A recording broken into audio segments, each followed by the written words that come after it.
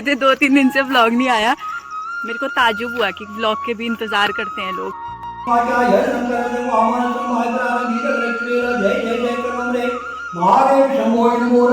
तो यहाँ पर जनेऊ बनाने का कार्यक्रम शुरू हो गया है क्योंकि कुछ टाइम के बाद अब जनेऊ भी होगा। यहाँ से नीचे को जा रही थी लेकिन मेरी नज़र ना यहाँ पर पड़ी। अब लगभग आधे घंटे के बाद मैं करेले की सब्जी बनाऊंगी। राधे राधे दोस्तों, स्वागत है आप सभी का मेरी आज की नई वीडियो पर।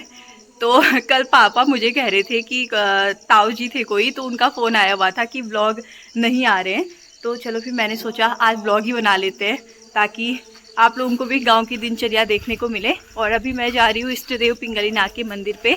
पापा मंदिर पे गए हुए थे तो मैंने सोचा चलो मन की शांति के लिए थोड़ा मैं भी चले जाऊँ, क्योंकि अगर आप मंदिर पे जाते हैं ना आपको खुद ही अच्छा लगता है। तो मंत्रों की आवाज़ तो आप लोगों को आ रही होगी ना। तो चलिए आप लोगों को भी ले चलते हैं मंदिर पर और इष्ट देव के दर्शन कराते हैं। यहाँ पर देखो चल रही है पूजा पाठ।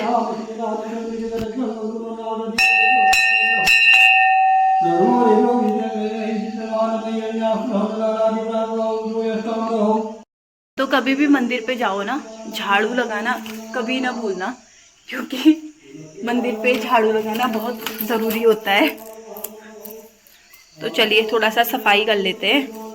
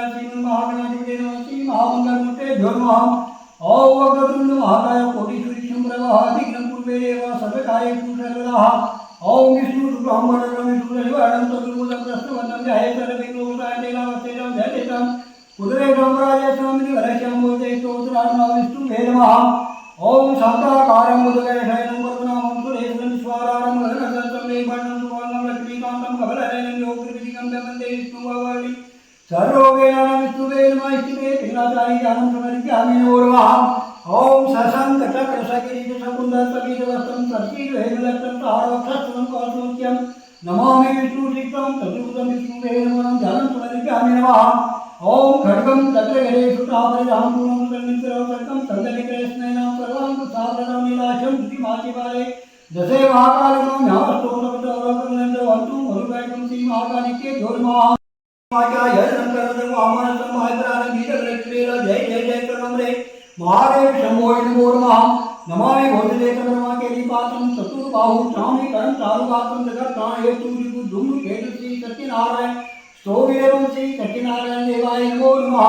सर्वमंगलमंगले शिवे सदाचारिके संदे त्र्यंबके गौरी नारायणी नमस्ते श्री नमो देवे भ्यो नमो ओम नमोस्तु सर्वेभ्यो एके च मंगलस्य जीविते देवो समर्थनाथ नेताभ्यो नमो नमः। ध्यानं सुखनिकामिनाहं रामाय रामचन्द्राय रामचन्द्राय निशे रघुनाथाय सीताया श्रीपते नमः श्रीरामचन्द्राभ्यां नमः।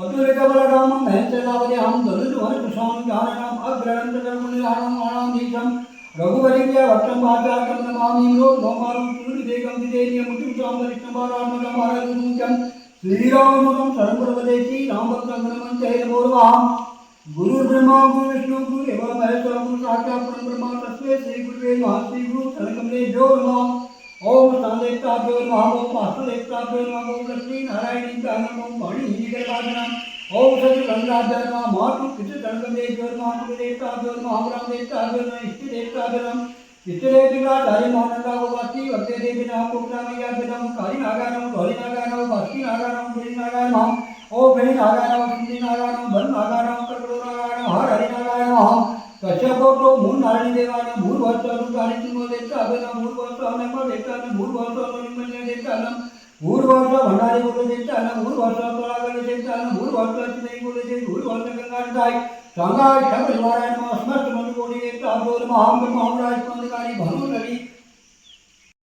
अब इष्टदेव पिंगलीनाथ के मंदिर में तो दिया बत्ती हो गई। अब यहाँ पर है राम मंदिर, तो राम मंदिर में जाएंगे और यहाँ पर दिया बत्ती करेंगे।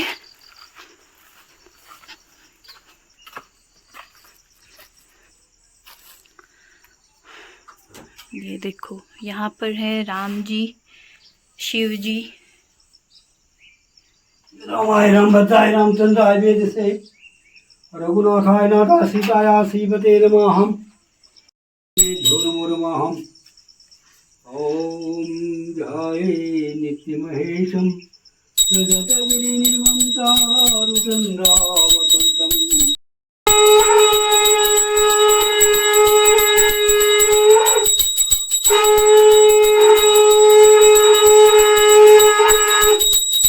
मंदिर में पूजा पाठ हो गई और पापा और मैं जा रहे हैं अभी घर को। वो कौन से ताऊ जी थे जो कह रहे थे 2-3 दिन से व्लॉग नहीं आए करके? ताऊ जी को जो कल आप कह रहे थे। अरे कैलाश था। हाँ, तो कैलाश ताऊ जी लखनऊ में कहाँ रहते वो? कैलाश ताऊ जी फरीदाबाद में रहते हैं। फरीदाबाद। तो वो कह रहे थे 2-3 दिन से व्लॉग नहीं आया। मेरे को ताज्जुब हुआ कि व्लॉग के भी इंतजार करते हैं लोग, है ना?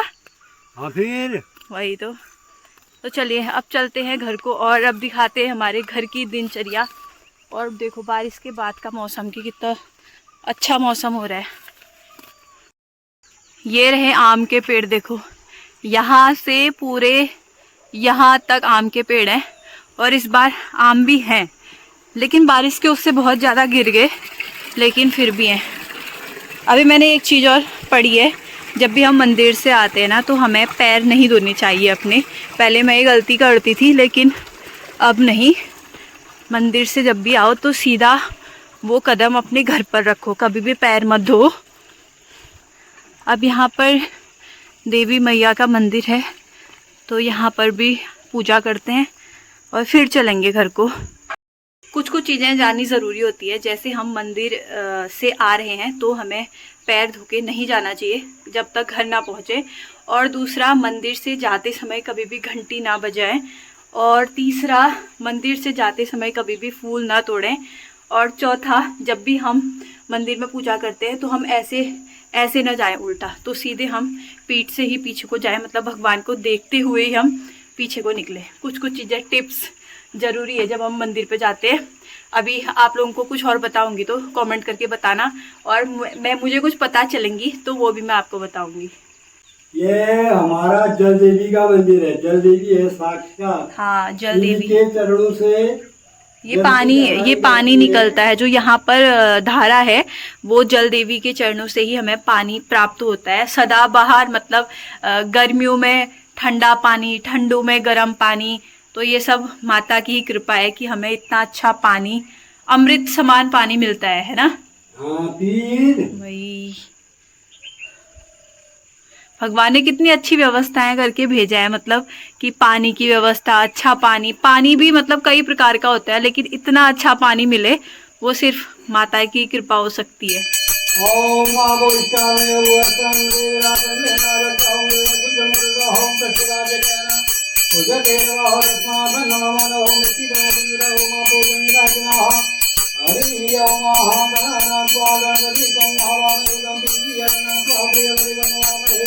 अभी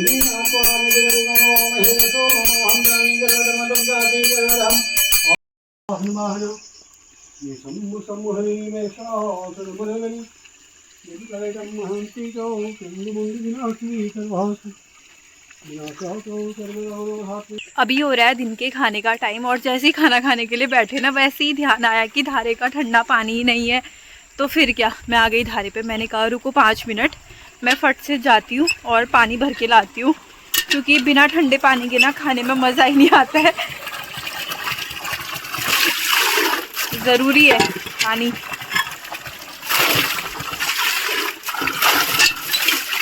और मैं आ गई थी धारे में।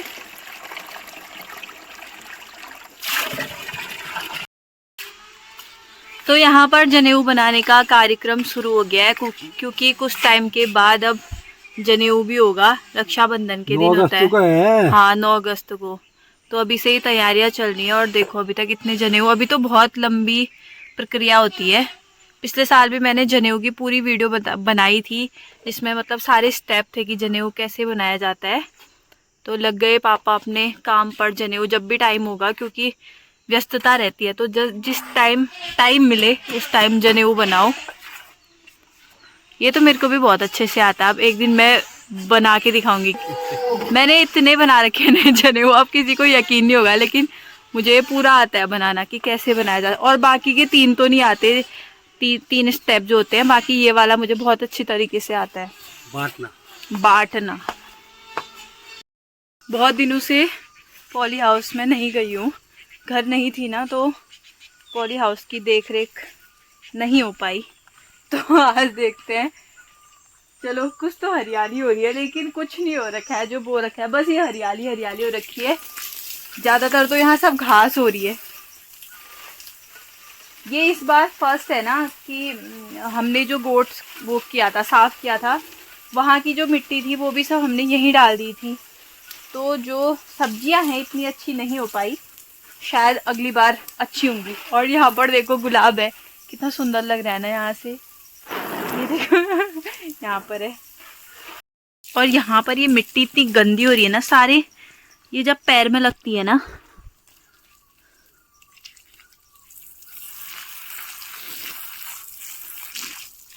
आधी देर तो मिट्टी ये खाली करने में ही लग जाता है। तो चलो, भिंडी भी देखो कुछ नहीं हो रखी है हमारी पॉली हाउस में। सब्जी क्या ही कर सकते हैं, क्योंकि इतने टाइम से मैंने यहाँ सिंचाई भी नहीं करी ना, तो इसके उससे कुछ नहीं हो पाया यहाँ। अगर लगातार सिंचाई कर रही थी तो उस टाइम पे भिंडी भी अच्छी हो रही थी। उस दिन घर न होने का नुकसान होता है ये।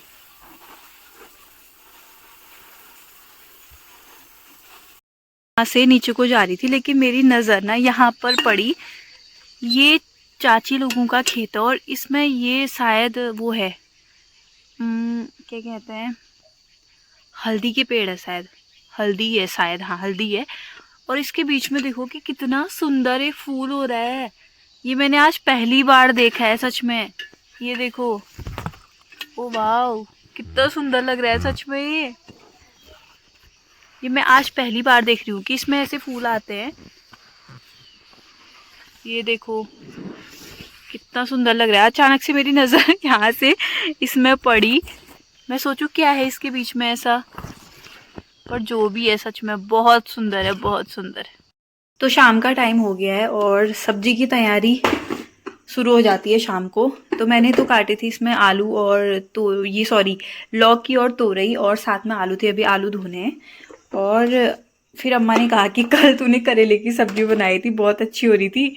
तो फिर मैंने कहा चलो कल एकादशी है, तो कल अम्मा ये नहीं खा सकती, कल फलाहार वाला है, तो सोचा आज ही करेला बना देते हैं। तो मैं क्या करती हूँ ना, जैसे करेला काटो तो थोड़ा सा नमक लगा के पहले ही रख देती हूँ। बहुत ज़्यादा कड़वापन नहीं रहता है, फिर सही लगती है सब्जी। अब लगभग आधे घंटे के बाद मैं करेले की सब्ज़ी बनाऊँगी। जब ये बहुत अच्छे से इसमें मिक्स हो जाएगी और एकदम से जो कड़वापन होता है ना वो नहीं लगता है फिर, ऐसे करके। ये मेरी ट्रिक है, वैसे सबकी होती होगी, ये मेरी कुछ अनोखी नहीं, लेकिन मतलब मैं ऐसा करती हूँ, फिर सब खा लेते हैं ना आसानी से। और जो मैं कभी करेला नहीं खाती थी, मैं भी करेला खाती हूँ। अब देखो बिल्कुल हरे हरे करेले हैं। चलो तब जब तक ये, अब मैं इसको यहाँ पे ऐसे रख देती हूँ। अब ये होते रहेगा। अब मैं इस सब्जी को चढ़ाऊंगी। और यहाँ पर देखो मैंने जाली वाले उससे किया था, कितना गंदा हो गया। पहले इसको साफ करती हूँ। जैसी सब्जी चढ़ा रही थी वैसे ही ध्यान आया कि मिर्च नहीं है। वैसे मिर्च तो है, लाल मिर्च, लेकिन मुझे हरी मिर्च डालने का मन कर रहा था। सिर्फ एक मिर्च मिली है मुझे खेत में और मैं एक मिर्च लेकर आई हूँ। तो चलो अब इसको भी इसमें काटते हैं। थोड़ी सी वाली मिर्च डालेंगे, लाल मिर्च, और थोड़ी सी क्या, एक हरी मिर्च। तेल गरम हो गया है। अब सब्जी चढ़ाने का फंडा जो है वो बिल्कुल सिंपल सा है। ये जो कढ़ाई है ना, ये आग वाली है, लेकिन आजकल लकड़ियाँ गीली हैं तो गैस में ही बनाना पड़ रहा है खाना। तो सबसे पहले हम डालेंगे 1 चम्मच जीरा और थोड़ा सा साबुत धनिया और 2 मिर्च। बस ये हो गया। अब डाल देंगे हम आलू।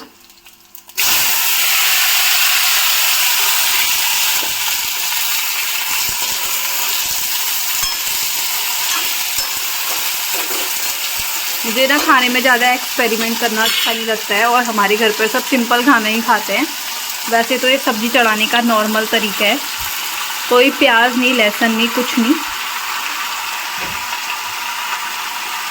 ये देखो इसमें है लौकी और तोरई।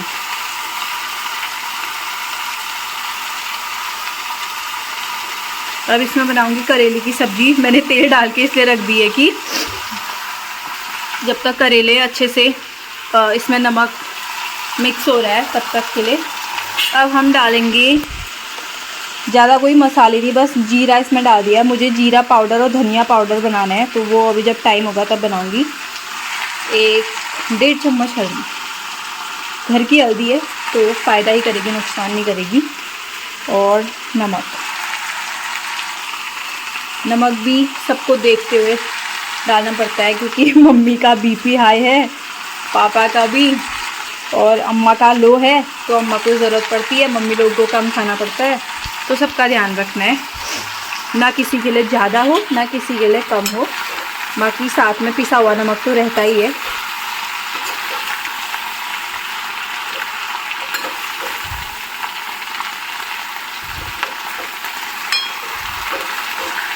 अच्छे से मिक्स करने के बाद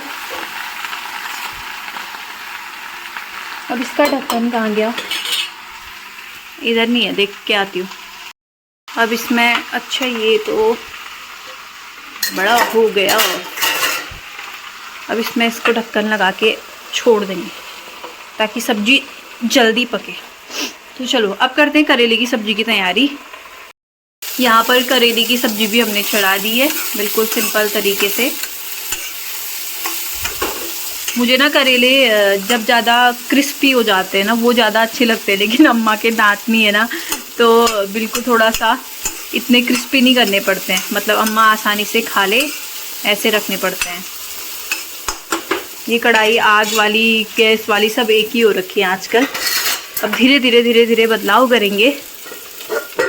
अभी फ़िलहाल जो है उसमें काम चलाते हैं। इसमें ढक्कन मार के रख दिया। एक तरफ पक रही है मेरी ये वाली सब्जी, दूसरी तरफ पक रही है करेले की। इस ब्लॉग को यहीं पर समाप्त करते हैं, और जो भी नई नई चीज़ें हुई होंगी आप लोगों को ब्लॉग के माध्यम से दिखाई जाएंगी। और कल है एकादशी, तो कल तुलसी लगाई जाती है, ये सब आपको दिखाया जाएगा। कल देवशयनी एकादशी है, कल से भगवान विष्णु शयन पर चले जाएंगे। तो आज के लिए इतना ही, मिलेंगे कल एक नए ब्लॉग के साथ। तब तक के लिए जय श्री राधे।